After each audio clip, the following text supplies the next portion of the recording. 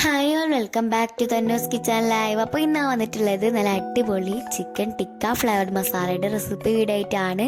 അപ്പോൾ നമുക്ക് നേരെ ഇതെങ്ങനെ ഉണ്ടാക്കുക നോക്കാം. നല്ല അടിപൊളി ടേസ്റ്റ് ആണ് കേട്ടോ. നമുക്ക് നേരെ വീഡിയോയിലേക്ക് പോകാം.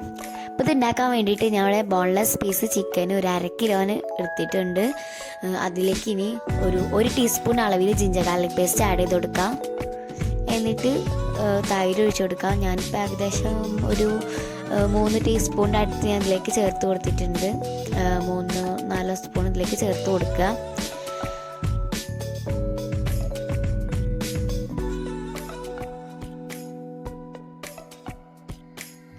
ഇനി ഇതിലേക്ക് ചേർക്കേണ്ടതാണ് മുളക് പൊടിയാണ്. മുളക് പൊടി ഇത് സാധാ മുളക് പൊടിയാണ്. ഇത് ഞാനിപ്പോൾ 2 സ്പൂൺ അളവിൽ ഇതിലേക്ക് ചേർത്ത് കൊടുത്തിട്ടുണ്ട്.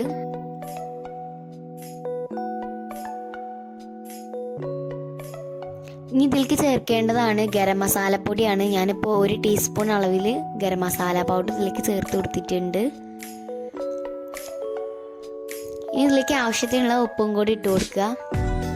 പിന്നെ ഇതിലേക്ക് കുറച്ച് നാരങ്ങ നീരും കൂടി ചേർത്ത് കൊടുത്തിട്ടുണ്ട്.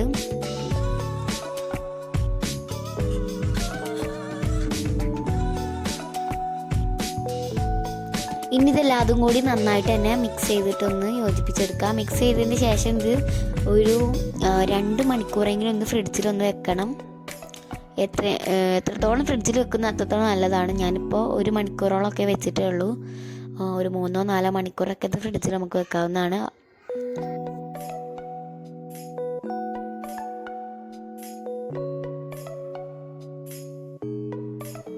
അപ്പോൾ അതാ ഞാൻ ഫ്രിഡ്ജിൽ നിന്ന് ഇത് എടുത്തിട്ടുണ്ട്. അപ്പോൾ ഫ്രിഡ്ജിൽ നിന്ന് ഞാൻ ഇത് എടുത്തിട്ടുണ്ട്. ഇനി ഇത് നമുക്കിത് ഫ്രൈ ചെയ്തെടുക്കണം. അപ്പോൾ അതിന് വേണ്ടിയിട്ട് ഞാൻ ഇവിടെ പാന് ചൂടാക്കാൻ വേണ്ടി വെച്ചിട്ടുണ്ട്. അതൊന്ന് ചൂടായി വന്നതിന് ശേഷം അതിലേക്ക് ഓയിൽ ഒഴിക്കുക. എന്നിട്ട് ഇത് ഫ്രൈ ചെയ്തെടുക്കുക. ഇത് ഓവറായിട്ട് അങ്ങോട്ട് ക്രിസ്പി ആയിട്ട് തന്നെ കുക്ക് ചെയ്തെടുക്കേണ്ട ആവശ്യമില്ല. അതിന് തൊട്ട മുന്നത്തെ സ്റ്റേജിൽ തന്നെ നമുക്ക് എടുത്ത് മാറ്റാം കേട്ടോ. അപ്പോൾ ആവശ്യത്തിലുള്ള ഓയിൽ ഒഴിക്കുക.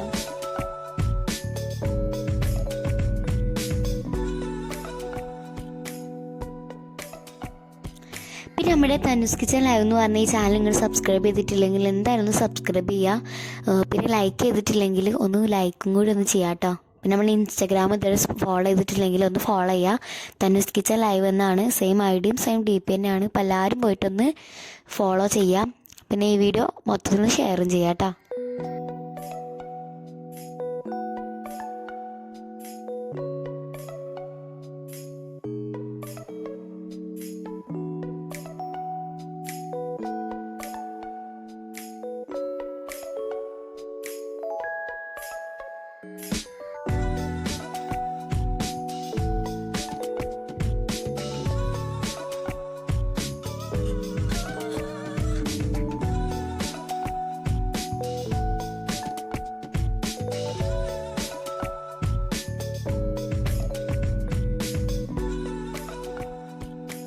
അപ്പോൾ ഇത് ഇട്ട് കൊടുത്തിട്ട് ഒരു 10 മിനിറ്റ് ഒക്കെ കഴിയുമ്പോൾ അതൊന്ന് മറിച്ചിട്ട് കൊടുക്കണം. അതുവരെ ലോ ഫ്ലെയിമിൽ വെച്ചിട്ട് വേണം ഇത് കുക്ക് ചെയ്തെടുക്കാൻ വേണ്ടിയിട്ട്. അപ്പോൾ എന്തായാലും ഒന്ന് മറിച്ചിട്ട് കൊടുക്കാം.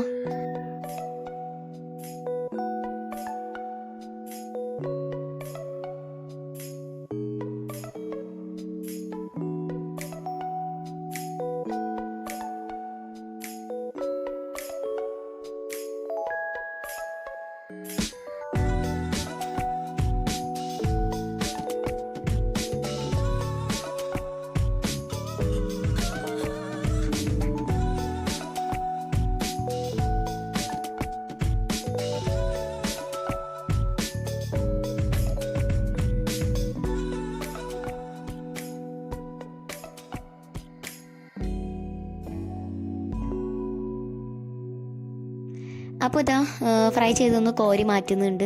ഇത് റെഡി ആയിട്ടുണ്ട് കേട്ടോ ഫസ്റ്റത്തെ ബാച്ച്.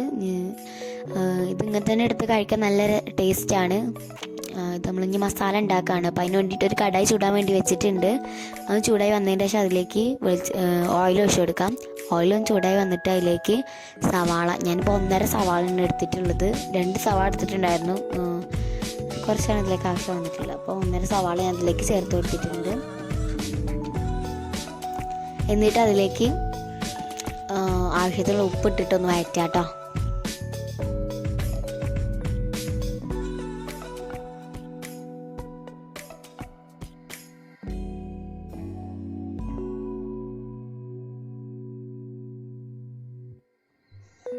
അപ്പം അതാ ഇത് അടച്ച് വേവിച്ചിട്ടൊന്ന് തുറന്നിട്ടുണ്ട്. ഇപ്പോൾ ഉള്ളി ജസ്റ്റ് ഒന്ന് വാടി വരുന്നുണ്ട്.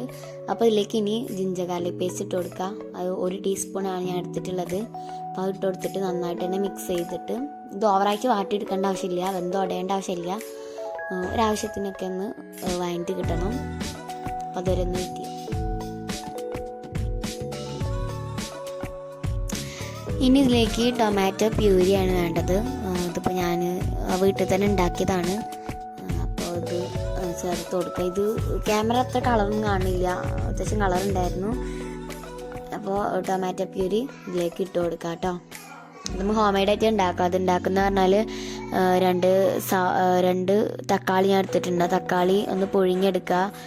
പുഴുങ്ങിയിട്ടൊന്ന് ഇതായി റെഡി വരുമ്പോൾ അത് ഫ്ലെയിം ഓഫ് ചെയ്തിട്ട് മിക്സിയിലിട്ട് നന്നായിട്ട് അരച്ചെടുക്കുക. ഇനി ഇതിലേക്ക് മസാലപ്പൊടികളൊക്കെ ചേർക്കുക. അപ്പോൾ ഞാൻ കുറച്ച് മഞ്ഞൾപ്പൊടി ചേർത്തിട്ടുണ്ട്.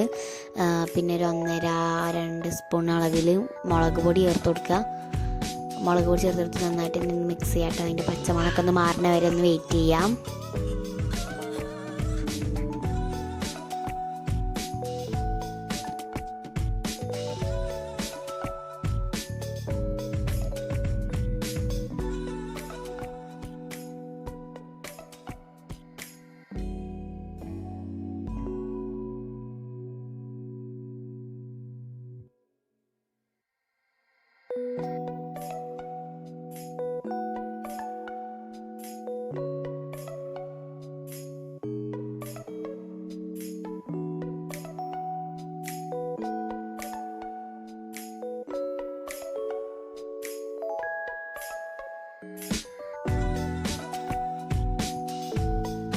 ഇനി ഇതിലേക്ക് കുറച്ച് കുരുമുളക് പൊടിയും കൂടി ഇട്ട് കൊടുക്കുന്നുണ്ട് കേട്ടോ. അത് ഓപ്ഷനിലാണ്, ഉണ്ടെങ്കിൽ മാത്രമേ ചേർത്ത് കൊടുത്താൽ മതി.